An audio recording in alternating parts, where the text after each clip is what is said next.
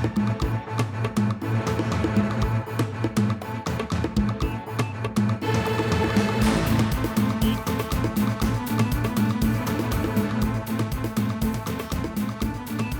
est 19h50, bienvenue dans ce journal de la rédaction. Le président de la République, Alassane Ouattara, a pris part au premier sommet Corée-Afrique, auquel 48 pays africains ont répondu présents pour parler de coopération. 14 dépouilles de victimes de la crise post-électorale de 2010-2011 ont été remises à leurs familles. Remettre la production locale de riz au cœur du débat pour atteindre la sécurité alimentaire, c'est l'objectif du gouvernement ivoirien. Le président Alassane Ouattara a pris part au sommet Corée-Afrique 2024. Ce mercredi, le chef de l'État a insisté sur l'exceptionnel potentiel économique et humain de l'Afrique. Il a invité les entreprises coréennes reconnues pour leur savoir-faire et leur compétitivité à saisir toutes les opportunités d'investissement qu'offre l'Afrique, notamment la Côte d'Ivoire dans les secteurs productifs. Pierre Dipomela. Le sommet Corée-Afrique a mobilisé de nombreux chefs d'État africains à Séoul, la capitale coréenne. Ce sont 48 délégations de pays africains qui sont venus signer des accords dans divers secteurs d'activité, notamment dans l'agriculture, les minerais, la production industrielle ou encore l'énergie. Le président Alassane Ouattara, qui a conduit la délégation ivoirienne, a présenté le potentiel économique et humain de l'Afrique avant d'inviter les investisseurs coréens à saisir les opportunités qu'offre la Côte d'Ivoire, qui enregistre l'un des taux de croissance les plus rapides et soutenus en Afrique subsaharienne depuis plus de 10 ans. L'activité économique, a précisé le chef de l'État ivoirien, est restée robuste, avec un taux de croissance de 6,5% en 2023 et des perspectives de croissance de 7% entre 2024 et 2027, grâce à l'industrie, qui représente 24,5% du PIB, avec un taux de croissance annuel de 10%. Le président sud-coréen Yoon Suk-yeol avait annoncé avant l'ouverture du sommet plusieurs milliards de dollars d'aide et de soutien à l'investissement pour l'Afrique, au moment où la Corée du Sud cherche à renforcer ses relations commerciales avec le continent et son approvisionnement en minerais.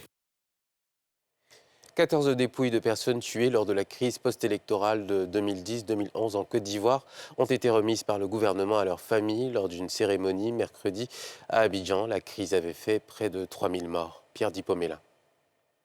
Ivo Sepp-Trècheville, les proches et familles de personnes mortes lors de la crise post-électorale de 2010, qui ont clairement identifié les corps, sont venus les récupérer. Une opération conduite par la ministre de la Cohésion nationale, de la Solidarité et de la lutte contre la pauvreté. Chaque famille a reçu à l'occasion 1 500 000 francs comme appui du gouvernement pour les obsèques, la conservation des corps ayant été prise en charge par l'État. Les restitutions des corps font suite aux parents et aux familles qui ont bien voulu faire l'identification. C'est vrai, la crise a fait plus de 3000 morts. Mais aujourd'hui, nous remettons les corps aux familles qui ont bien voulu identifier les membres de leurs familles décédées. Depuis 2013, l'État accompagne les enfants des victimes pour la prise en charge scolaire. Nous avons un fonds qui est mis à disposition pour les victimes, pour leur permettre d'avoir des activités génératrices de revenus. Ce que nous avons dit aux parents des victimes, ces fonds et ces prises en charge ne s'arrêtent pas aujourd'hui, le processus continue. Un soulagement pour les familles qui peuvent faire enfin le deuil de leurs proches. Vous ne pouvez pas savoir le fardeau que vous nous dégagez ce matin. Nul n'ignore qu'un corps qui n'est pas encore enterré, son âme ne peut reposer en paix. Nous souhaiterons présenter nos doléances afin, si elles étaient prises en compte, nous soulageraient énormément. Un fonds d'aide à la mère ou à un membre de la famille pour exercer une activité rentable, des prises en charge pour les enfants et aussi pour la famille des victimes.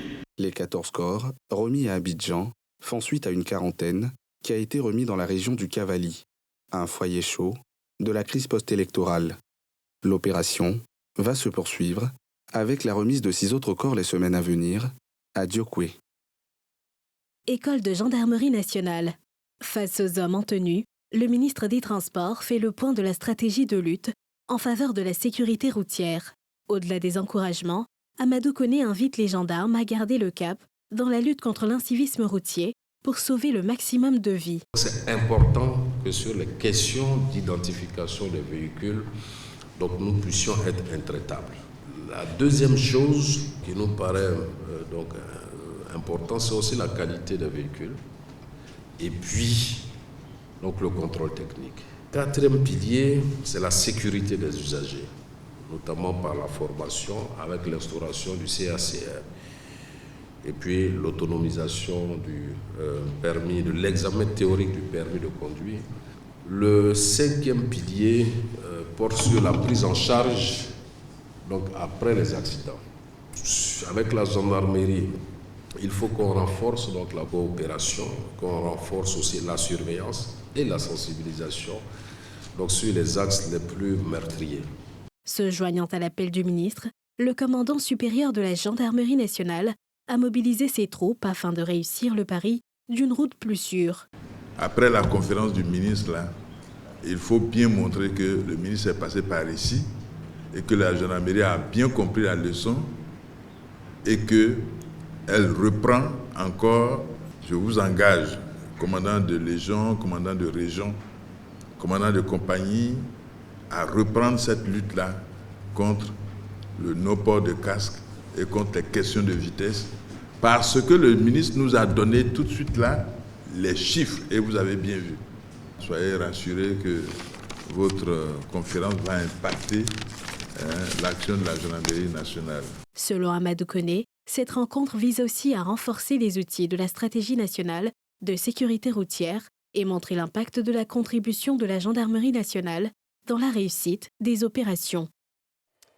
La Côte d'Ivoire est le 6e importateur mondial de riz. Le pays importe près de la moitié de sa consommation. Pour tenter d'inverser la tendance, le gouvernement ivoirien met en place, avec l'appui de partenaires techniques et financiers, une politique pour promouvoir et encourager la production locale. Partons à la rencontre de membres de coopératives de producteurs de riz de Yamoussoukro qui tentent de relever ce défi. Comment s'y prennent-ils et quels sont les enjeux de cette activité pour les riziculteurs et pour le pays? Élément de réponse dans ce reportage de Mardoché et Joseph Zécré. Florent Kouakou, la cinquantaine révolue, est producteur de riz depuis une trentaine d'années. Ce passionné de la riziculture produit en moyenne 30 tonnes de riz par an. Au-delà du riz de grande consommation, Florent est également engagé dans l'activité de multiplication de semences. La semence est un maillon essentiel pour une riziculture plus performante. Produire de la semence nécessite donc plus d'efforts et d'attention par rapport à la production du riz de grande consommation.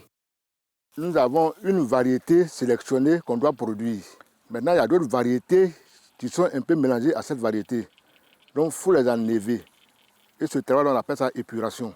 Quand une fois qu'on a fait la pépinière, on fait le labour, on va enlever les plants de riz pour venir répiquer dans la parcelle. Une fois que tu as fini de faire le répiquage, tout plant de riz que tu vas voir dans l'intervalle, là, tu les enlèves.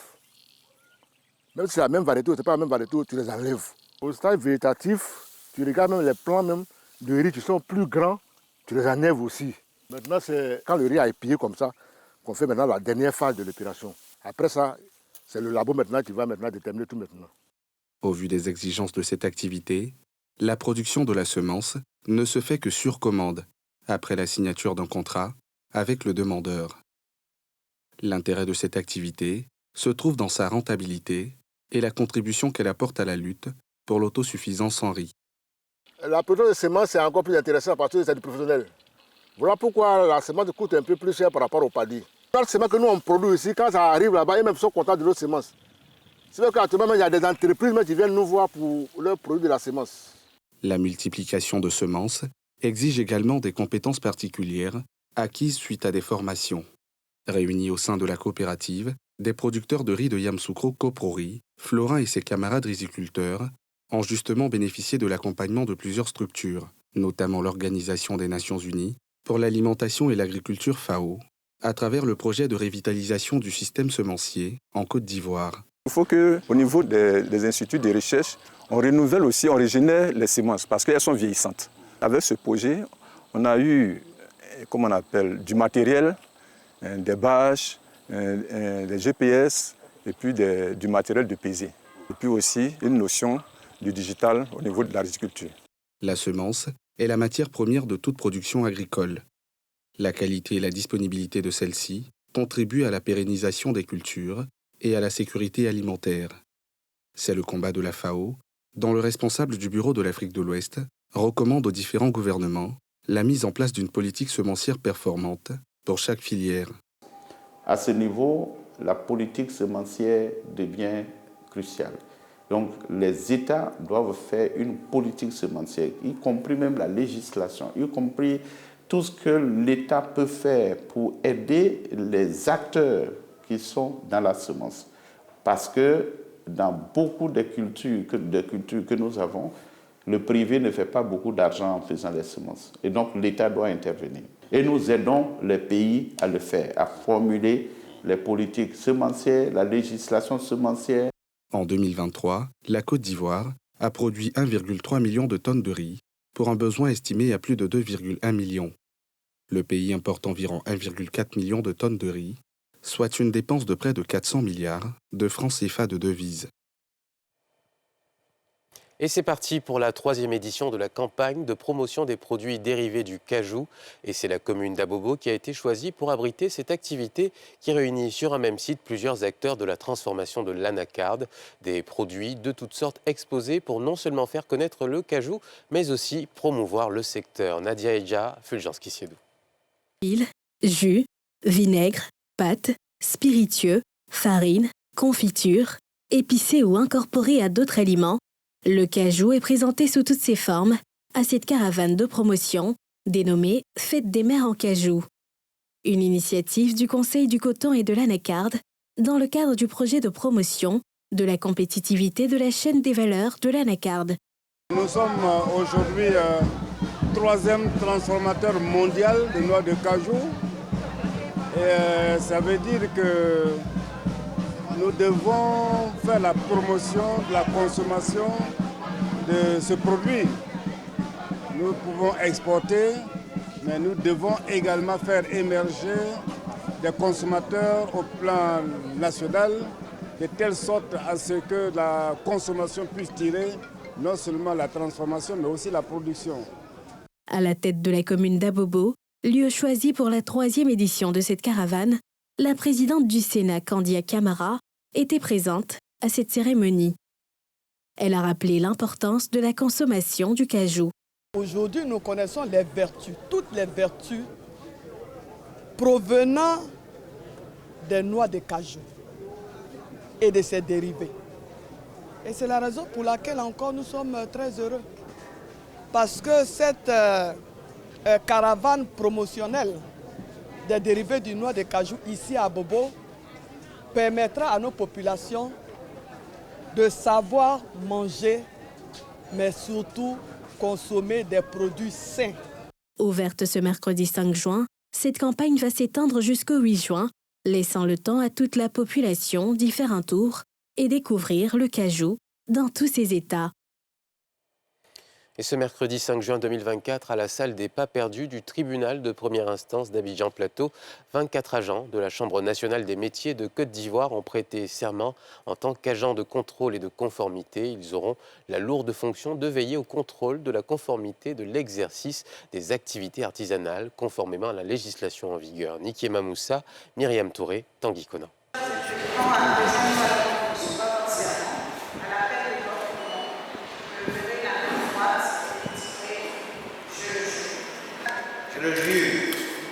C'est par cette formule consacrée que les 24 agents de contrôle de la Chambre nationale des métiers de Côte d'Ivoire prêtent serment. Ces impétrants auront la charge de vérifier la conformité des pratiques artisanales et de veiller à ce que les artisans opèrent dans le cadre des régulations établies. Aujourd'hui, nous venons de prêter serment dans le cadre du contrôle de la conformité des activités du secteur de l'artisanat en rapport avec toute la législation auxquelles les artisans, les entreprises de métiers sont assujettis. On a 8 branches d'activité, le secteur il est très vaste, on a plus de 250 métiers. Donc cet appel-là va à l'endroit de tout ceci. On a du travail à faire maintenant.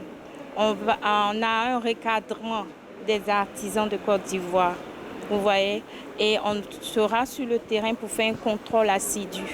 On invite tous les artisans de Côte d'Ivoire à aller s'immatriculer, à avoir leur carte nationale de métier, parce que c'est dans ce sens-là que nous allons travailler.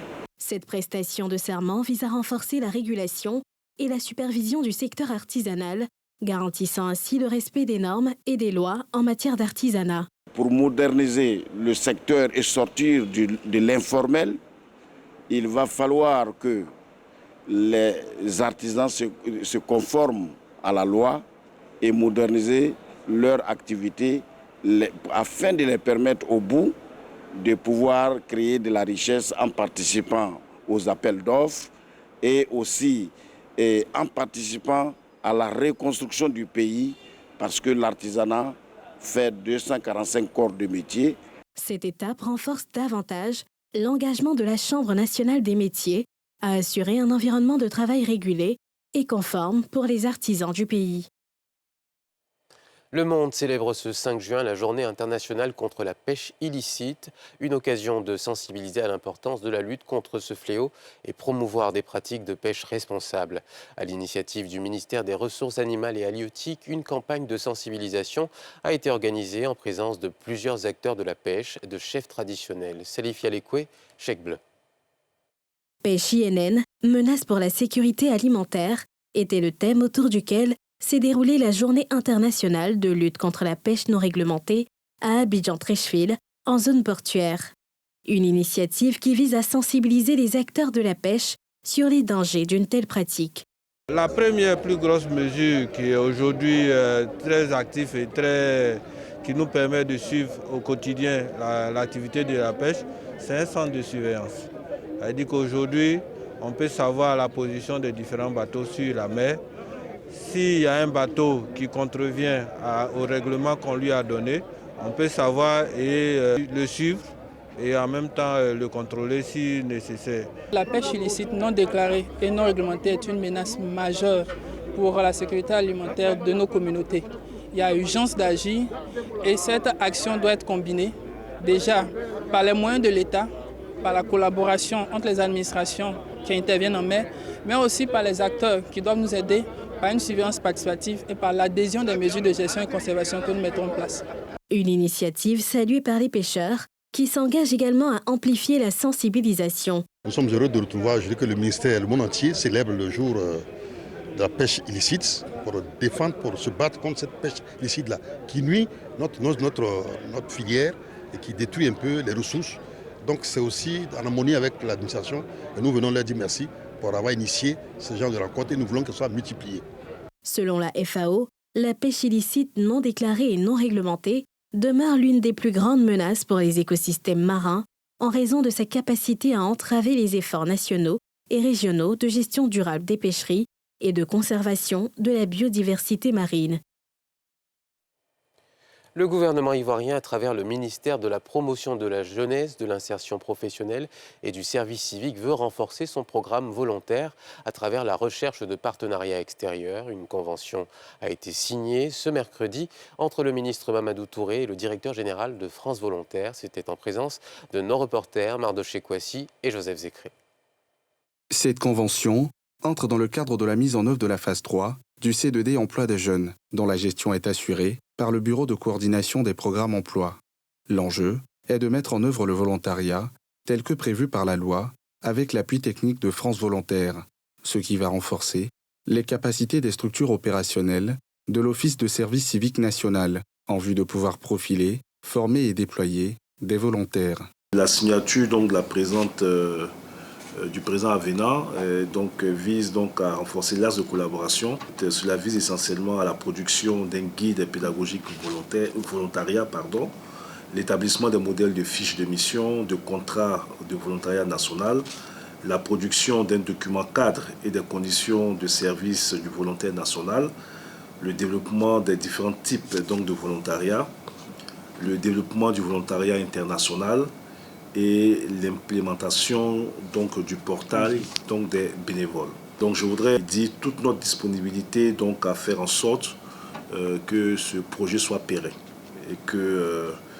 l'AVENA qui sera signé permette rapidement de poursuivre ce projet. C'est très important pour nous maintenant de nous projeter sur la suite, de construire une ambition commune, la définition de nouveaux chantiers pour s'inspirer du succès exceptionnel de la Cannes et de la mobilisation des volontaires, mais aussi pour accompagner la structuration légale, réglementaire, la mise en œuvre opérationnelle du volontariat, pour donner une nouvelle impulsion à la mobilité croisée. Nous, on est très fiers, France Volontaire, avec les équipes ici implantées, de poursuivre ce dialogue, de le renforcer, de donner de l'ambition. À son échelle, France Volontaire saura se mobiliser pour accomplir avec vous davantage en faveur du volontariat, de l'engagement citoyen et de l'insertion des jeunes. La signature de cette convention est l'aboutissement d'une mission du directeur général de France Volontaire en terre ivoirienne qui a démarré le 3 juin dernier pour s'achever ce mercredi. Une mission qui vise à donner un nouvel élan au partenariat entre les deux parties et renforcer les acquis du programme pilote. Et c'est la fin de ce journal. Merci de votre fidélité. Je vous souhaite de passer une excellente soirée sur les antennes de NCI.